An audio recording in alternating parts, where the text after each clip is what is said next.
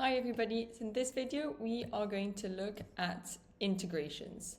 So whether you're using myReach internally for knowledge management with the knowledge base or externally for customer support by creating a genie, the AI assistant that you create is able to answer your questions because it is trained on your company's data, essentially on the data that you have chosen to share with it, the data that you have imported, integrated, or added to your workspace in myReach. So rather than having to manually upload all your data, all your information, which you can always do so by clicking on the Create button, but the easiest way to upload all of your company's information in one go is with the integrations. So let's get to it.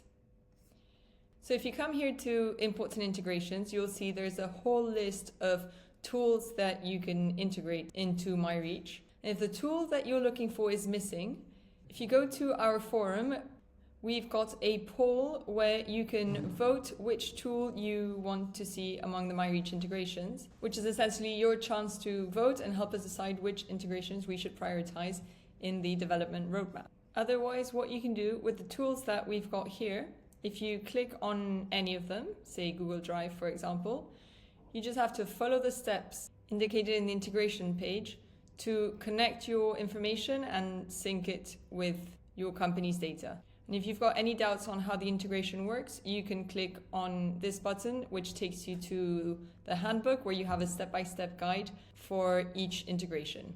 Now, once the integration is complete, you will see a workspace here which is created for that integration. So for instance, if you integrate Google Drive, there will be a separate workspace created with all of the files that have been integrated in your Google Drive integration. You can then move them around into other workspaces or leave it as is and head to the assistant and start asking questions about your data.